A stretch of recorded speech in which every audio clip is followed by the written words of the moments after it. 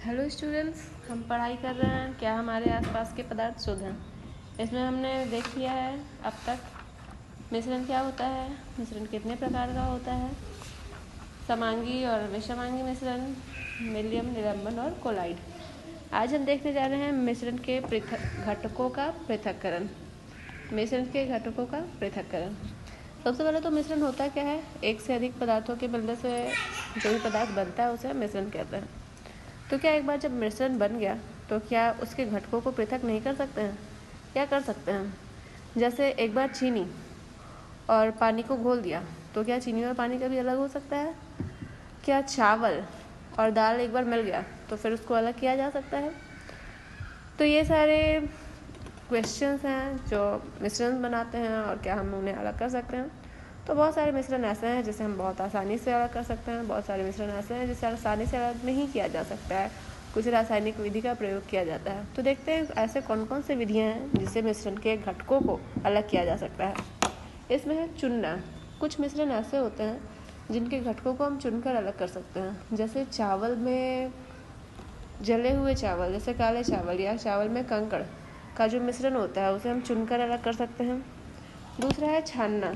छान कर भी हम अलग कर सकते हैं। जब कोई विलयन पदार्थ में अघुलनशील, कुछ लिक्विड में कुछ अघुलनशील तत्व मिल जाए या कुछ गैस में कुछ अघुलनशील तत्व मिल जाए तो उसे हम आसानी से छान के अलग कर सकते हैं। फिर है फटकना। हम हमारे घरों में देखते हैं कि बहुत सारे चावल में भूसी मिली रहती है तो उसे फटक के अलग कर सकते हैं। नेक्स्ट है वाष्पीकरण। वाष्पशील पदार्थों को अलग करना, अपकेंद्रण, की पृथक्करण, ऊर्ध्वपातन, क्रोमेटोग्राफी, आसवन और प्रभाजी आसवन। ये सारी विधियां हैं जिससे हम मिश्रण के पृथकों को आसानी से अलग कर सकते हैं। तो हम अलग अलग देखेंगे सबके बारे में कि कौन सी विधि से क्या होता है। इसमें फर्स्ट में है वाष्पीकरण। वाष्पीकरण क्या होता है? वाष्पीकरण में वाष्पशील एवं अवाष्पशील पदार्थ के मिश्रण को पृथक किया जा सकता है। मतलब वाष्पीकरण पृथक्करण की एक ऐसी विधि है जिसमें एक वाष्पशील पदार्थ और दूसरा अवाष्पशील पदार्थ अगर मिल करके मिश्रण का निर्माण करें तो उसे अलग कर सकते हैं। फॉर एग्जाम्पल, रंग वाले घटक के नीले अथवा काले रंग की स्याही से पृथक करना है। जैसे हमारे पास इंक रहता है तो इंक जो रंग स्याही होता है उसमें क्या क्या मिला होता है, एक तो जल होता है और दूसरा उसमें कोई भी रंग मिला दिया जाता है, या तो काले रंग का काला रंग या फिर नीला रंग। तो ये काला रंग या नीला रंग होता क्या है? ये कोई ठोस पदार्थ होता है जिसे जल में घोला जाता है। तो इसको अलग करने के लिए हम क्या करते हैं, सबसे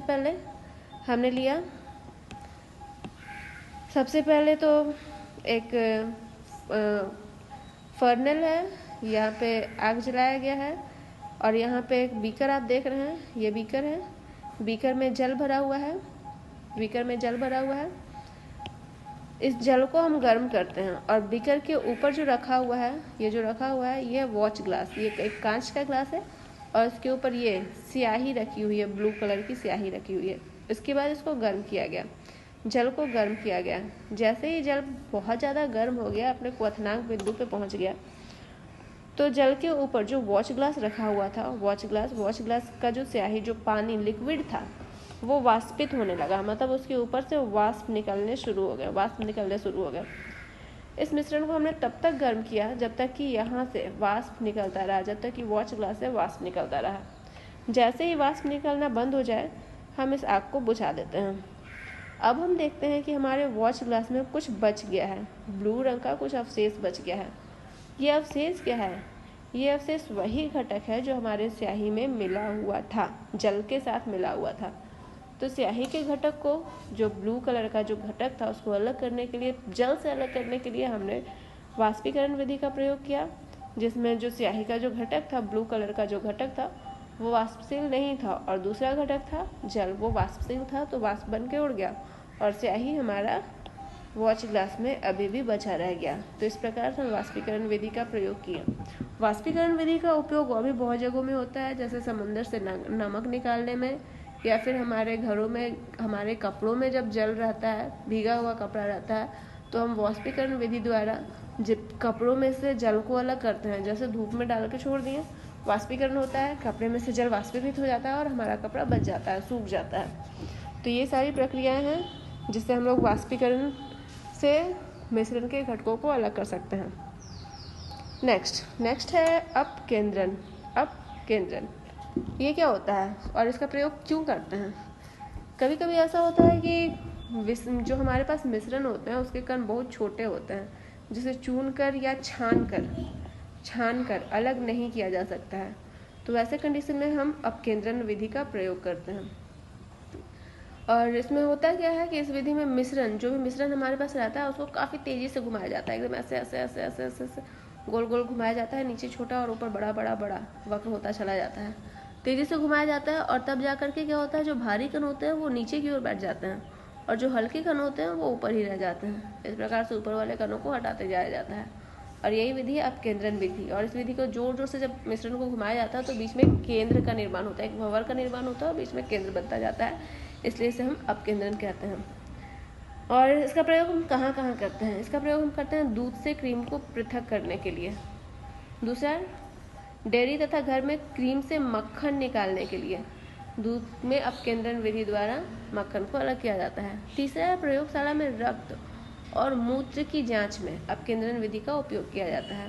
और चौथा है कपड़े धोने की मशीन में अर्थात वॉशिंग मशीन में भीगे हुए कपड़ों से जल निचोड़ने में। मतलब जब हम लोग कपड़े धो लेते हैं उसके बाद जब उसको सुखाने के लिए ड्रायर में डालते हैं तो वहाँ जो कपड़े जिस विधि से सूखते हैं वहाँ अपकेंद्रण का ही प्रयोग किया जाता है। तो ये था अपकेंद्रण। नेक्स्ट विधि है कि पृथक्करण विधि। की पृथक्करण, इसमें क्या होता है, इस सिद्धांत के अनुसार आपस में नहीं मिलने वाले द्रव अपने घनत्व के अनुसार विभिन्न परतों में पृथक हो जाते हैं। नहीं मिलने वाले द्रव जैसे पानी और तेल, जब इसको मिलाएंगे तो ये नहीं मिलेंगे, लेकिन दोनों का घनत्व जो होता है वो अलग अलग होता है। हमें पता है कि पानी थोड़ा भारी होता है नीचे और तेल जो होता है वो ऊपर की ओर जनरली तैरता हुआ नजर आता है पानी पे। तो इस तरह से हम क्या करेंगे, इसको की पृथक्करण विधि से जल और पानी अगर मिल जाए, दोनों एक जगह पे किसी बर्तन में मिला के रख दिया और उसको अलग करना हो तो हम की पृथक्करण विधि का प्रयोग करेंगे। इसके लिए क्या होता है, एक क्रीप पृथक्करण उपकरण लेते हैं। ये जो डिवाइस दिख रहा है यही है क्रीप पृथक्करण डिवाइस है। इसमें क्या किए, पहले जल डालें, फिर मिट्टी का तेल डालें। पहले ये जल है, फिर मिट्टी का तेल डालें।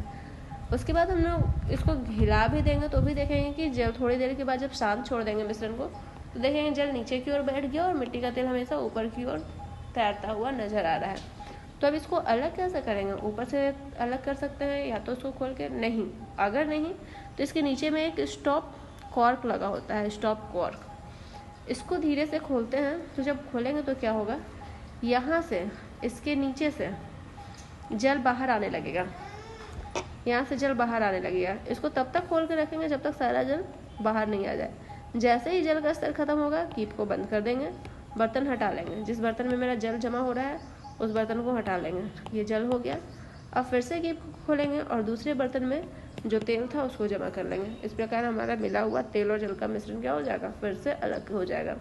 तो इस विधि को हम लोग कहते हैं कीप पृथक्करण विधि। अब इसका उपयोग कहाँ कहाँ होता है, इसका उपयोग होता है तेल तथा जल के अघुलनशील मिश्रण को पृथक करने में। मतलब दो द्रव ऐसे हैं जो अघुलनशील है, मतलब आपस में घुल नहीं सकते, उनको हम लोग अलग कर सकते हैं क्रीप पृथक्करण विधि द्वारा। दूसरा है धातु शोधन के दौरान लोहे को पृथक करने में। मतलब लोहे में बहुत सारी अशुद्धियाँ मिली रहती हैं, जब उससे उन अशुद्धियों से अलग करके लोहा को प्राप्त करना हो तो वहाँ पे भी हम कीप पृथक्करण विधि का प्रयोग करते हैं। इस विधि के द्वारा हल्के स्लैग या धातुमल या धातुओं में उपस्थित अशुद्धि, जो हल्की फुल्की अशुद्धियाँ होती है, उसको ऊपर से ही हटा लिया जाता है तथा भट्टी की निचली सतह पर पिघला हुआ लोहा शेष रह जाता है धातु शोधन के दौरान। मतलब अगर लोहे को शुद्ध करना हो और इसकी हल्की फुल्की अशुद्धियों को अलग करने के लिए हम लोग कीप पृथक्करण विधि का प्रयोग करते हैं। तो ये था आज का लेक्चर। आज हम लोगों ने देखा मिश्रण के घटकों को पृथक करने की विधि, जिसमें पहला है वाष्पीकरण, दूसरा है अपकेंद्रण और तीसरा है कीप पृथक्करण विधि। इसके बाद की विधियों के बारे में हम लोग अगले क्लास में चर्चा करेंगे। तब तक के लिए धन्यवाद।